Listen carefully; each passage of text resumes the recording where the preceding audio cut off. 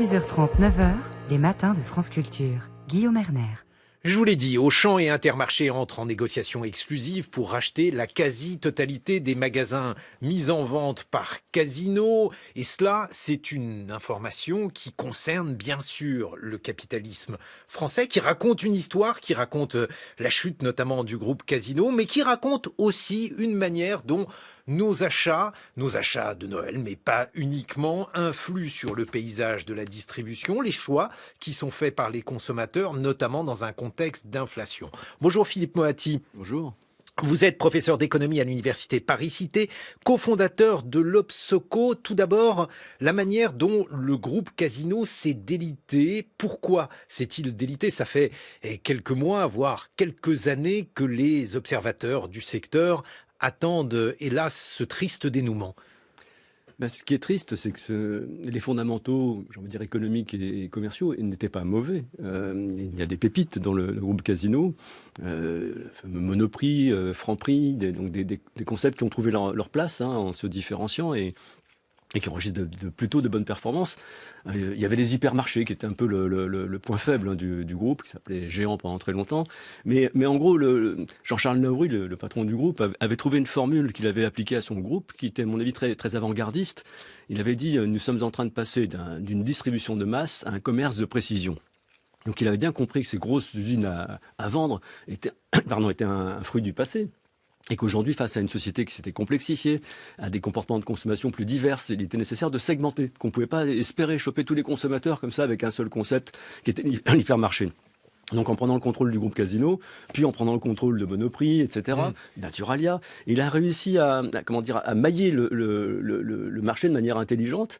Mais malheureusement, il a fait ça avec une architecture financière extrêmement complexe qui a permis ce miracle qu'un individu puisse prendre le contrôle d'un groupe. Mais au final, l'édifice s'est révélé très fragilisé et aujourd'hui, c'est l'effondrement. Et oui, avec une spirale qui était terrible, Philippe Moati, un groupe qui s'était construit sur de l'endettement, donc une dette qui était de plus en plus importante. Oui. Pour réussir à rembourser cette dette ou une partie de la dette, il fallait que les prix soient élevés et plus les prix étaient élevés, plus les consommateurs se détournaient. Il a fallu déjà vendre un peu les bijoux de famille.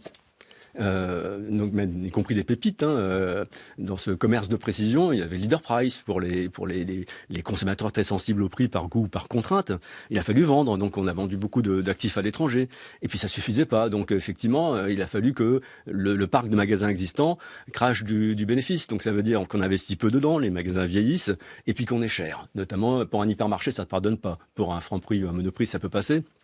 Pour un hypermarché, ça passe pas. Face à la concurrence, notamment de gens très, très durs, d'enseignes très dures comme Leclerc, ça ne passe pas. Oui, donc, on parle même d'une différence de prix de 35%. On a pu aller jusqu'à, effectivement. Et alors, la sanction est immédiate. Les consommateurs ont une notion vague du prix de chaque produit, mais ils ont une notion assez précise du prix du caddie. Donc, quand ça se met à décoller, ils le ressentent bien.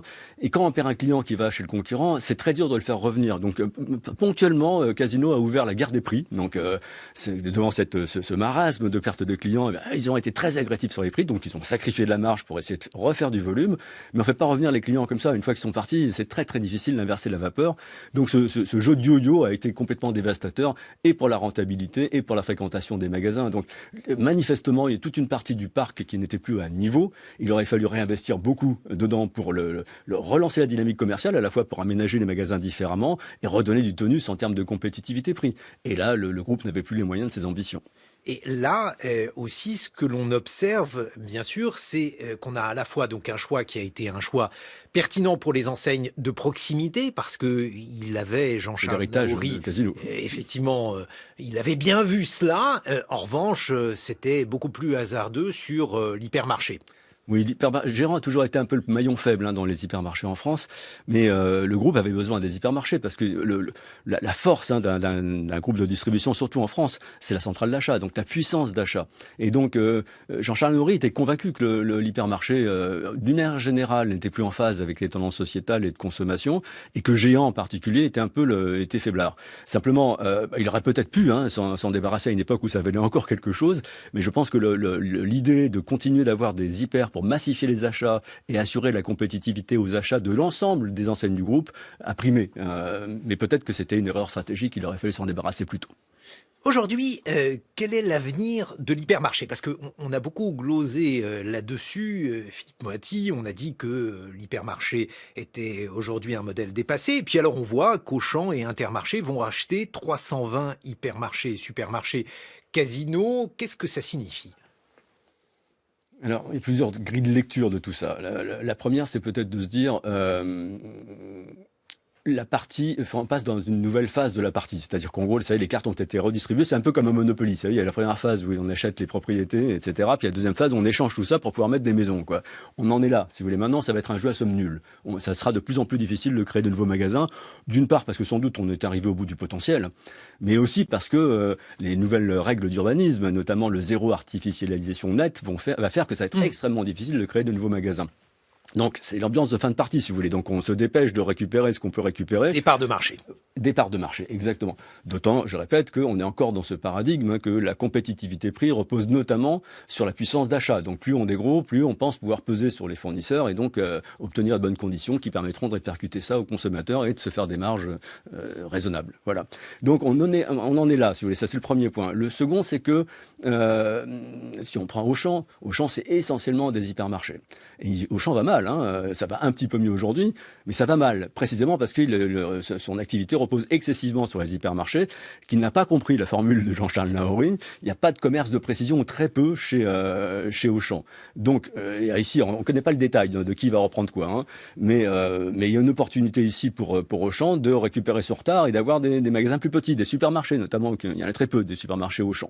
Et à l'inverse, Intermarché, et plutôt sur des formats moyens, c'est l'occasion de se doter de davantage d'hyper. Donc en gros, avec cette opération, chacun espère avoir dans son jeu, disons, des cartes de couleurs différentes pour mieux mailler le marché, et avec cette idée de peser. On n'arrête pas de se peser dans ce secteur-là, en termes de part de marché, et on pense que plus on est gros, plus on est efficace. Est-ce que ça signifie que le modèle de l'hypermarché est un modèle dépassé? Pourquoi est-il dépassé? Pourquoi, alors que la question donc de l'inflation est une question qui se pose particulièrement en France, Philippe Moati, on se dit que c'est plutôt dans les grandes surfaces, très grandes surfaces, qu'il y a la possibilité d'acheter moins cher. On a tort?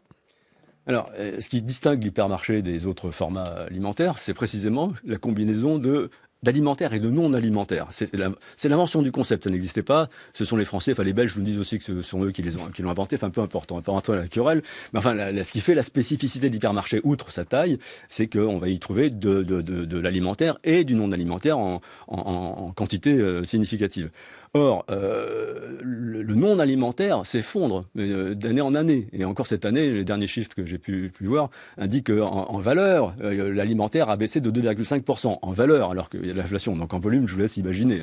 Mais ça fait 20 ans que ça dure, si vous voulez. Donc on a une baisse absolue. Ça a été longtemps une baisse de part de marché, mais c'est une baisse de chiffre d'affaires absolue dans le non alimentaire.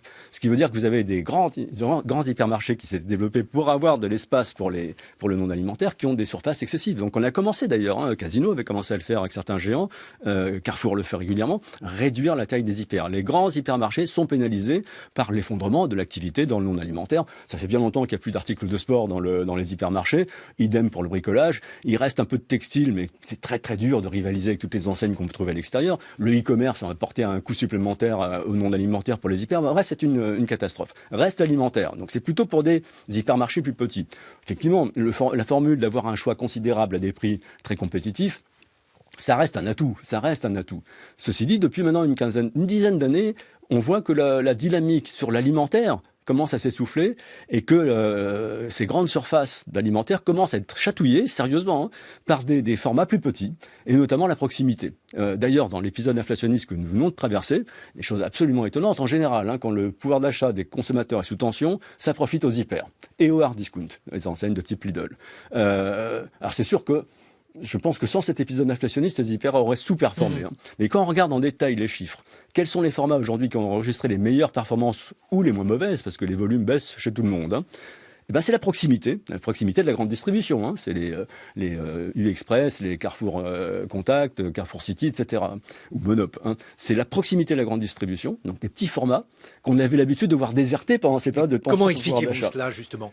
Sans doute, il y a de multiples raisons. Je pense qu'il y a une raison structurelle. Hein. C'est que sur le plan des imaginaires, l'hyper est complètement en contresens par rapport à ce que ressentent les gens aujourd'hui. L'hyper, ça représente aujourd'hui caractère inhumain du commerce. C'est la surconsommation, c'est la pléthore, c'est le gaspillage, c'est la grande entreprise qui appartient au système. Et donc, sur le plan des imaginaires, l'hyper est complètement rejeté. Par contre, toujours sur le plan des imaginaires, aujourd'hui, c'est la cote pour le petit, quoi. On apprécie le petit, celui qui est ancré sur un territoire, celui qui paraît authentique, celui qui est incarné par des humains, si vous voulez.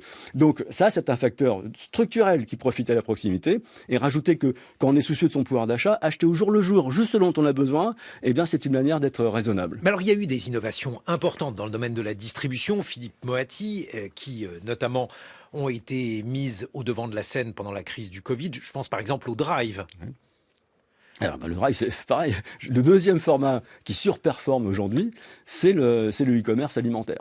Alors, le Drive, mais aussi livraison à domicile. Donc là, c'est vraiment le circuit que les acteurs du commerce français, de la grande distribution française, ont négligé, quoi.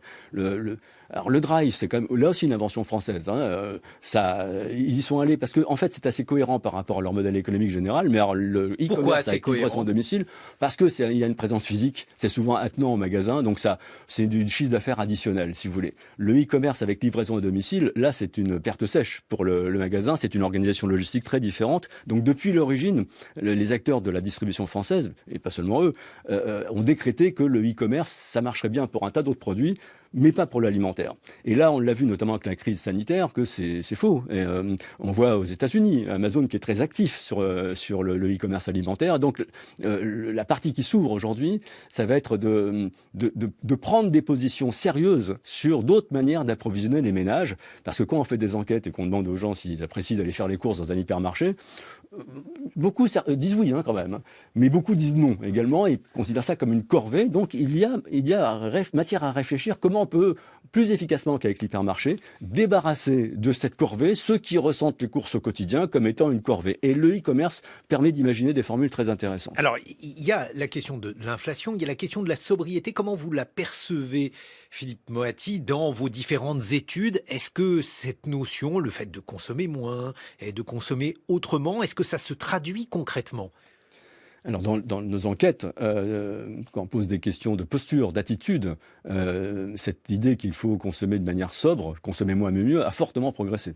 Donc là, c'est quelque chose d'acquis parce que les Français sont complètement convaincus de la gravité de la crise environnementale et on fait le lien avec les modèles de consommation et nos modes de vie. Maintenant, dans la réalité, il y a un début de passage à l'acte. Alors inégal selon les composantes de la population. Nous avons un observatoire de la consommation responsable à l'Obsoco qui nous a permis, sur la base de ce que les gens nous disent faire ou ne pas faire, il y a à peu près 40% des Français qui seraient déjà engagés dans une certaine forme de sobriété. Donc voilà, alors dans le cas qui nous intéresse sur les hypermarchés, on pourrait être tenté de voir l'amorce de la traduction de ce souhait de sobriété dans la baisse des volumes. C'est quand même quelque chose d'assez inédit. Depuis maintenant le début de cet épisode inflationniste, les quantités vendues de par les acteurs de la grande distribution alimentaire sont en baisse. Alors c'est vrai que c'est par rapport à un pic qu'on a eu, notamment lors de la crise sanitaire, où on a acheté beaucoup puisqu'on pouvait beaucoup moins aller dans les restaurants et dans les cantines d'entreprise. Donc si on se compare à ce point haut, la baisse est assez vertigineuse. Mais même si on se compare à 2019, on est sur une baisse de l'ordre de 0 quelque chose, si vous voulez. Mais comme on a eu aussi de la croissance démographique dans l'intervalle, la baisse est significative. Est-ce que c'est de la sobriété ? Malheureusement, on a l'impression que c'est plutôt les conséquences d'un ressenti de dégradation du pouvoir d'achat. Ça veut dire que les dévendeurs ne sont pas encore véritablement populaires? Je pense qu'il faut distinguer l'alimentaire et le non-alimentaire. Sur le non-alimentaire, ça progresse incontestablement. Il y a des indices qui ne trompent pas, hein, notamment le marché du reconditionné de la seconde main se porte extrêmement bien. On peut là aussi se demander si c'est pas de pouvoir d'achat. C'est d'abord pour des raisons de pouvoir d'achat. Nos enquêtes sont sans ambiguïté là-dessus. Et puis on peut même considérer que quelque part ça peut être une nouvelle forme d'hyperconsommation. On accélère la rotation des produits. Voilà, donc c'est pas si sûr que ça, mais malgré tout il y a une tendance qui se dessine. Donc soyons pas pessimistes. Hein. Il faut la travailler. Il faut aussi que l'offre puisse répondre à cette demande de consommer de manière plus sobre, sans pour autant tomber dans l'austérité. Mais Philippe Moati, c'est quand même assez paradoxal parce que d'un côté, on voit donc cette volonté de consommer de manière responsable et de l'autre, on voit aussi de nouveaux modèles économiques dans le non alimentaire. Hein. Je pense par exemple à Shine, Bien sûr. qui est donc une multinationale qui opère pratiquement uniquement sur Internet, qui vend des vêtements à quelques euros et qui aujourd'hui voit son chiffre d'affaires progresser de telle sorte que Shine prévoit une introduction en bourse avec des niveaux de valorisation inégalés. Comment vous expliquez donc cette forme donc de paradoxe avec des disons des souhaits et des manières de consommer strictement antagonistes? D'abord, la société française est plurielle, donc vous pouvez avoir des composantes qui sont engagées significativement dans une autre manière de consommer et d'autres qui restent attachées au modèle ancien, donc c'est déjà peut-être pas tout à fait les mêmes personnes. Et puis, on ne peut pas exclure que les mêmes personnes puissent à la fois avoir des comportements dits responsables et céder à la tentation. Il faut bien reconnaître qu'on est dans un système économique qui continue d'inciter les gens à consommer en permanence, quoi. Les injonctions à la consommation sont continues. Et quand on vous propose des produits, je pense donc à Chine et au site du même genre, des produits très tendance, parce qu'ils sont très à l'écoute de ce qui se raconte sur les réseaux sociaux, ils sentent les tendances du marché avec une finesse absolument incroyable, donc ils mettent sur le marché des produits qui répondent à ce que les gens veulent, à des prix absolument compétitifs. Il faut quand même avoir des nerfs d'acier pour résister, si vous voulez. Donc le paradoxe auquel on est confronté, et l'histoire des dévendeurs l'a bien illustré, c'est comment on arrive à concilier cette nécessité de consommer différemment et globalement moins, hein, avec l'impérieuse nécessité d'avoir de la consommation pour tirer la croissance économique. La diminution du bio, parce que là aussi c'est l'une des conséquences bien sûr de l'inflation, Philippe Moati. Alors pas seulement, le retournement du marché du bio avait commencé un tout petit peu avant. Ah oui. Alors oui. comment l'expliquez-vous? Il y a de multiples raisons. Alors, ceci dit, l'inflation a aggravé le phénomène incontestablement, hein. Mais ce que la plupart des enquêtes ont pu montrer, c'est que le bio répondait à une aspiration à manger sain. Massivement. Alors, il y avait un canal historique, si vous voulez, très idéologisé, mais la croissance ces dernières années du bio, c'est des consommateurs plus standards qui se défiaient un peu de ce qu'on leur faisait manger et voulaient manger sain et avaient attribué au bio ce caractère d'alimentation de qualité. Ce discours cette attente des consommateurs a été entendue par les autres acteurs de l'alimentaire, notamment les géants de l'agroalimentaire. Et donc, on a vu fleurir au cours des dernières années des produits sans ceci, sans cela, au contraire avec ceci, avec cela, des produits qui se présentaient comme étant des produits répondant à cette aspiration à consommer sain, mais sensiblement moins cher, et avec la caution de grandes marques auxquelles une partie importante des consommateurs est encore attachée. Donc voilà, on a eu ce virage. Il y a eu aussi une incompréhension avec l'accumulation des labels qu'on prenait plus très bien, et puis les consommateurs se sont interrogés sur est-ce que ça vaut vraiment l'écart de prix. Puis on a commencé à avoir des scandales, du bio qui venait de l'autre bout de la planète, etc. Voilà, tout ça a fait une mayonnaise assez malsaine qui étendait qu'une allumette pour mettre le feu à l'ensemble. L'allumette, ça a été l'inflation, et là la défiance a été très importante. Les enseignes de bio se portent mal? Pas très bien, pas très bien. Les leaders encore sont les acteurs de la grande distribution alimentaire, ceux qui ont un peu démocratisé le marché et réduisent drastiquement l'assortiment. Eux, ils mettent en avant ce que les gens veulent, hein. Donc quand les gens ne veulent plus, ils en mettent moins. Donc on rentre dans un cercle vicieux parce que moins le bio est visible, moins on est amené à vouloir l'acheter, quoi. Donc là, c'est un mauvaise passe parce que beaucoup d'agriculteurs en amont avaient cru à tout ça. Ils étaient encouragés par les pouvoirs publics, ont engagé leur reconversion, et ça crée des vrais problèmes en amont. Il faut espérer qu'on sorte assez rapidement de tout ça. Le circuit court, dont on avait là aussi vanté les mérites lors de la crise du Covid. Pareil, si vous voulez, il y a eu un mouvement de sympathie. Un certain nombre d'agriculteurs ou de producteurs qui ne pouvaient plus vendre par les circuits traditionnels ont improvisé des formes de circuits courts. On est revenu un peu à la case départ là-dessus, y compris même les AMAP. La dernière enquête qu'on a réalisée montre que les AMAP sont plutôt en recul. Par contre, et c'est une des raisons d'ailleurs du recul du bio, cette dimension imaginaire dans la consommation qui s'était cristallisée sur le bio, alimentation saine, des petits producteurs, etc., s'est déplacée à l'occasion d'ailleurs de la crise sanitaire sur le petit producteur d'à côté, sur le local. Donc les produits locaux ont pris un peu le relais des produits bio, et le produit local n'est pas forcément un produit bio, hein. Donc ça marche plutôt bien, mais ça passe par la grande distribution. En conclusion, Philippe Moati, ce Noël, comment l'envisage-t-on du côté des distributeurs? Est-ce qu'on peut dessiner un certain nombre de tendances en alimentaire et en non alimentaire? Écoutez, ce qu'on a vu les années précédentes, hein, c'est que même quand le pouvoir d'achat est sous tension, on essaye que les fêtes se passent bien. Alors en général, les enfants sont épargnés, et si on doit faire des économies, c'est plutôt sur les festivités, les repas, d'autant que notamment, je pense au champagne, hein, il a beaucoup augmenté, donc certainement qu'on va boire plutôt du mousseux que du champagne. Ou de la clairette. Ou de la clairette, Il y a de la excellent. très bonne clairette, même s'il faut bien sûr la boire avec modération. Philippe Moati, on a vu également, vous parliez donc de circuits nouveaux tels que par exemple la seconde main. On le voit par exemple dans le domaine des jouets. Ça, c'est une tendance significative. On voit même de grandes enseignes se mettre à vendre des jouets d'occasion. Oui, absolument. On a des grandes enseignes qui se mettent aussi à vendre des vêtements d'occasion. Y compris, il y a une grande enseigne qui a ouvert une boutique entièrement dédiée aux vêtements pour enfants d'occasion. Donc les grands acteurs du commerce ont compris. En fait, c'est passé complètement à côté de leur radar, hein. C'est donc des acteurs spécialisés, des plateformes qui ont empoché le marché. Donc là, il y a une sorte de vente panique. Et ce qui s'est passé dans l'habillement, quand même, le secteur de l'habillement qui s'est effondré, hein, fait réfléchir beaucoup d'acteurs sur la nécessité de faire évoluer les modèles. Donc on voit ici et là des grands acteurs du commerce explorer. Alors vous avez parlé de la seconde main, il y a aussi l'exploration de la location, plutôt que d'acheter, louer, avec des formules qui peuvent être extrêmement audacieuses.